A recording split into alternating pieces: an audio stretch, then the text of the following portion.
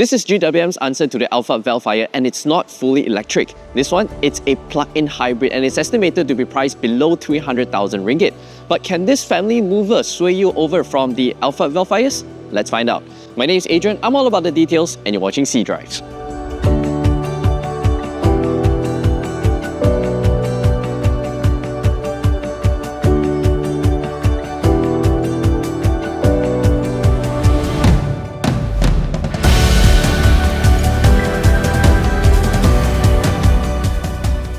In China, this model is called the WEY Gaoshan, and there are three variations: Gaoshan 7, 8 and 9. But in Malaysia, we are getting the short wheelbase version, the Gaoshan 7, which in Malaysia it's called the GWM WEY G9. But it still measures 3085mm in wheelbase, which is longer than the Alphard Vellfire. Now, over to the rear here, you can see that there's a full width light bar. And I like this little detail here. It's called the WEY crystal lighting system over to the side. Now, open up the powered tailgate. It opens up to 224 litres of boot space with the third row seats up. But once you fold down, you get over 1,400 litres.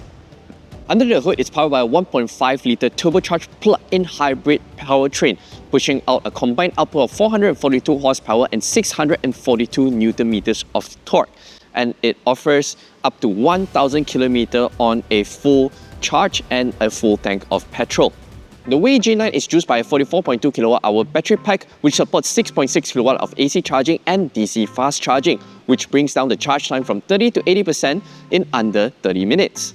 And GWM claims that this MPV is able to commute up to 170 km on full EV mode on a full battery charge based on the NEDC test cycle.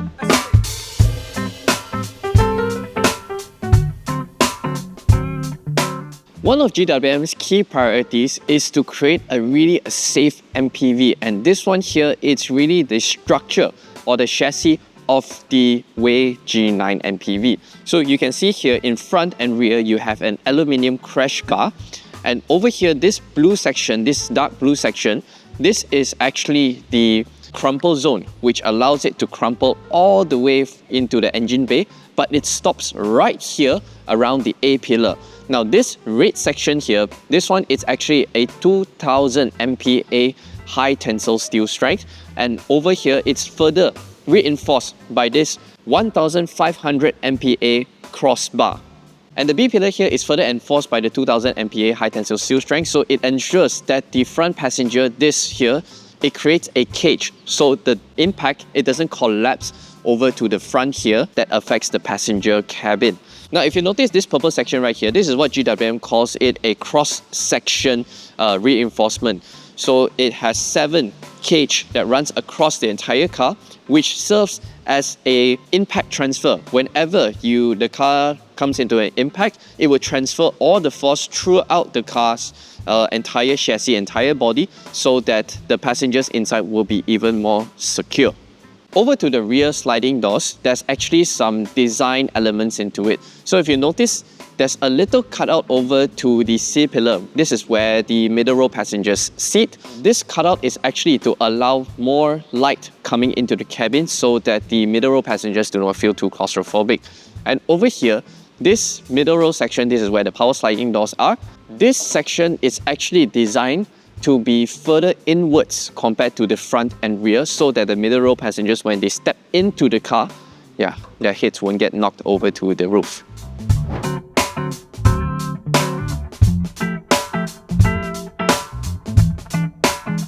Seated inside here, first impressions really are generally quite positive.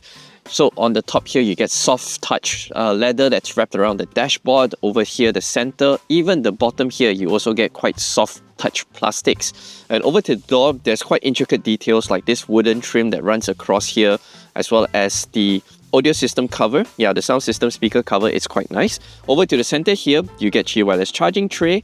Your USB ports are actually hidden underneath here, 2 cup holders, as well as quite a shallow center armrest console. That's because underneath that's where the 12.5 litre refrigerator is that's accessible via the rear passengers. Over here, you get this center touchscreen that houses all the important controls in the car, and I appreciate that's a row of physical buttons for your shortcut keys to your defoggers, your 360-degree camera, as well as your auto AC. So over here inside, that's all the settings that you have within this instrument cluster. You alter between the drive modes, your lighting system, as well as your mirror adjustments are all done here. Now, yes, over here, even though there's side mirror adjustments, but there's physical buttons, GWM has retained physical buttons over to the driver's side. Being a family MPV with 2 powered sliding doors, the buttons are actually over to the top center console here, as well as the control functions for the rear sunshades, as well as the front powered sunroofs. Over to the passenger seat, it's a very comfortable experience. You get very large, comfortable Napa leather wrapped seats. To open up the glove box, it's a conventional latch, and quite interestingly, the glove box inside has soft LED lighting. To charge up your devices, there's actually a wireless charging tray, USB Type-A and Type-C ports underneath, and the vanity mirror comes with LED soft lighting. Stepping inside to the middle row seats, you'll find you have a row of button controls here for your seats. The center here are the massaging function with 6 different modes, as well as your ventilator seat function. Now, if you wonder that you have to physically close the doors like this, no, actually it's over to the top here. A push of a button for you to close the powered sliding door. The middle row seat has a one-touch zero gravity function. Be cautious when adjusting the second row zero gravity seat. And you go into a very relaxed mode.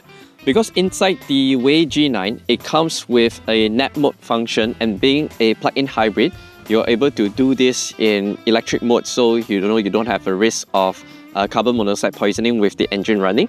So yeah, you're able to sit back and relax in the car just like this. However, this zero gravity seat function is only available when the car is stationary and in park, because it'll be quite dangerous. Be cautious when adjusting the second row zero gravity seat.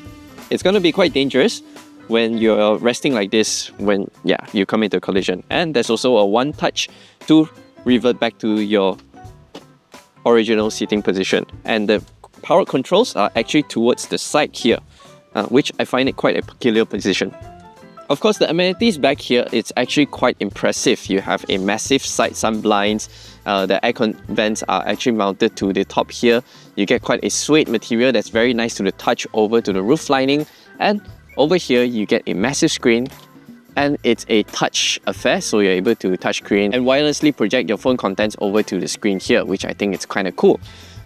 Then here, you get a small little tray table for you to work on the move. The third row seats of the WEY G9 is one of the most impressive third row seats I've ever been in any 3-row SUV or MPV of this class. So first up, you get a very supportive and soft seat bench, which you get proper thigh support on long distance journeys. And even with the middle row seat adjusted to a very far back position, I'm 175 cm tall, I have still about 3 tennis balls worth of knee room. And I'm able to adjust the seats forward and backwards for extra boot space or maximum legroom for the third row passengers. And the recline function is a manual affair, and I'm able to recline quite far back. Other intricate details back here, you also get side sun blinds, USB Type-A and Type-C charging ports each for both passengers, as well as a roof-mounted air vents with a touch-sensitive reading light. Now, over here, it's able to mount 3 passengers abreast because the middle passenger also has a 3-point seat belt. Big families will be very happy with this big MPV because you get 4 ISOFIX mounting points to safely secure your child in the 2 back seats as well as the middle row bench.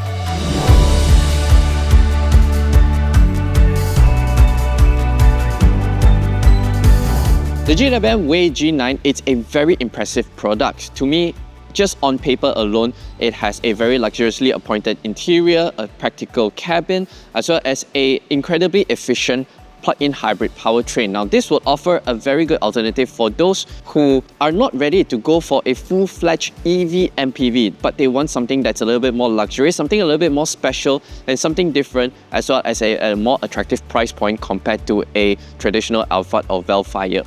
Now, this GWM WEY G9 here, I think its most important selling point is really its hybrid powertrain, the plug-in hybrid powertrain, which you are able to charge as well as fill up with petrol, so you do not have range anxiety in this car.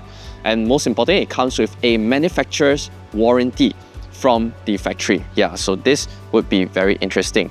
So the next time you're out comparing MPVs around the 300,000 ringgit price point, make sure you remember all the intricate details of the GWM WEY G9 from my video and see how those other MPV compares against this new kid on the block. My name is Adrian, thanks for watching, and make sure to subscribe to my YouTube channel for more detailed videos like this. Bye bye.